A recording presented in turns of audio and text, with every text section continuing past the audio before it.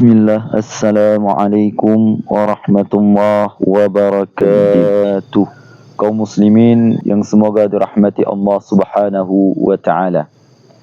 Ada sebuah hadis dari Rasulullah sallallahu alaihi wasallam yang menerangkan tentang perbedaan antara jujur dan bohong atau dusta. Kaum muslimin yang semoga dirahmati Allah subhanahu wa ta'ala.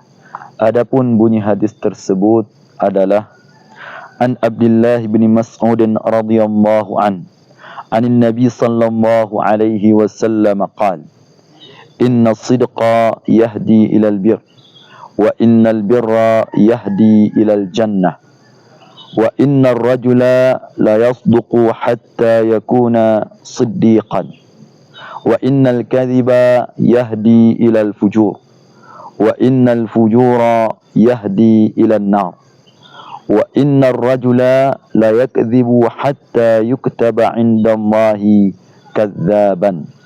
Rawahul Bukhari wa Muslim wa Abu Dawud. Kaum muslimin yang semoga dirahmati Allah subhanahu wa ta'ala.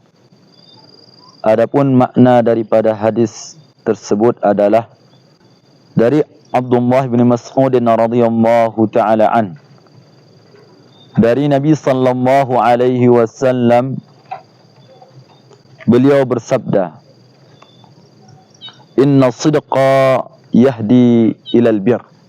Sesungguhnya jujur itu membawa kepada kebaikan-kebaikan. Sesungguhnya berkata jujur itu membawa kepada kebaikan-kebaikan.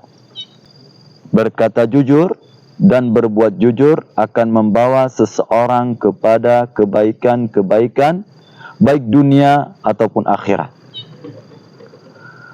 Wa innal birra yahdi ilal jannah.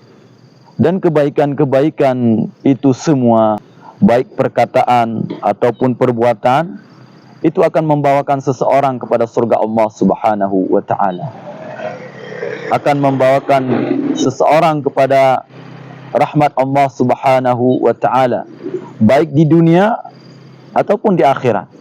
Jadi jujur itu membawa seseorang kepada kebaikan, dan kebaikan-kebaikan yang disebabkan oleh jujur akan membawakan seseorang kepada rahmat, dan rahmat itu akan membawakan seseorang kepada surga Allah subhanahu wa ta'ala. Wa inna ar-rajula la yasduqu hatta yakuna siddiqan. Dan sesungguhnya seseorang yang terus menerus berkata jujur, berbuat jujur, dan dalam hatinya pun jujur dia.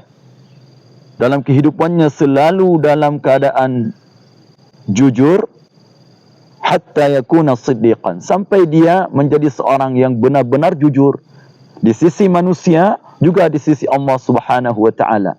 Kalau seandainya dia melazimkan dirinya dengan berkata jujur, berbuat jujur, berniat dengan niat yang jujur. Itu kejujuran jemaah sekalian. Luar biasa fadilah kejujuran.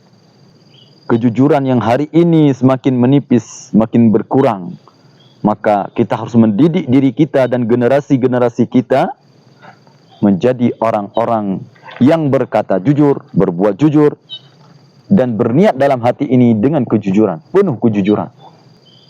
Sehingga kita di sisi manusia ini, dalam pandangan manusia, kita dianggap orang-orang yang jujur. Kita termasuk orang-orang yang jujur. Dan di sisi Allah subhanahu wa ta'ala, kita pun termasuk orang-orang yang jujur. Kaum muslimin yang semoga dirahmati Allah subhanahu wa ta'ala. Kemudian Rasulullah melanjutkan sabdanya, wa innal kadhiba yahdi ilal fujur. Dan sesungguhnya dusta itu membawa seseorang, menunjukkan seseorang kepada kemaksiatan, kepada kejahatan, kepada kebinasaan, kepada keburukan.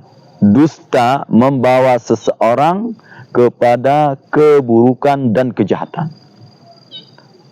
Wa innal fujura yahdi ilan nar. Dan keburukan-keburukan itu membawa seseorang kepada neraka Allah Subhanahu wa taala, kepada laknat Allah Subhanahu wa taala, kepada marahnya Allah Subhanahu wa taala. Jadi kemaksiatan itu membawa seseorang kepada murka Allah, kepada laknat Allah, kepada marah Allah, dan akhirnya kepada neraka Allah Subhanahu wa taala. Ini kalau dusta, bohong. Dusta atau bohong. Kaum muslimin yang semoga dirahmati Allah Subhanahu wa taala. Wa innar rajula la yakdzibu hatta yuktaba 'inda Allahi kadzaban. Dan sesungguhnya kata Rasulullah, dan sesungguhnya seseorang yang terus menerus dalam kehidupannya penuh dengan kebohongan, baik ucapannya, perbuatannya, tingkah lakunya, niatnya penuh dengan kebohongan-kebohongan, penuh dengan dusta-dusta, maka di sisi Allah dia akan ditulis sebagai orang-orang pendusta, kadzaban. Kalau seandainya dalam kehidupannya dia terus menerus tidak mau bertaubat dari bohongnya, dari dustanya, baik perbuatannya, perkataannya, maka di sisi Allah dia ditulis sebagai orang-orang yang pendusta. Na'udzubillah, tsumma na'udzubillah. Maka dari sini kita harus mendidik diri kita, harus mendidik keluarga kita, harus mendidik masyarakat kita, harus mendidik generasi-generasi kita dengan sifat-sifat yang jujur, yang akan membawakan kepada kebaikan-kebaikan, dan kebaikan itu akan membawakan kepada rahmat, dan rahmat itu akan membawakan mereka kepada surga Allah Subhanahu wa taala. Dan jangan sampai kita lupa untuk mendidik yang dengan demikian. Karena kalau kita tidak mendidik dengan kejujuran, akan terdidik dengan kedustaan-kedustaan, akan terdidik dengan kebohongan-kebohongan, baik perkataan, perbuatan, ataupun niat. Maka jangan sekali-kali kita mendidik keluarga kita dengan perbuatan-perbuatan yang namanya bohong atau dusta, yang mana kebohongan itu akan membawa pelaku-pelakunya.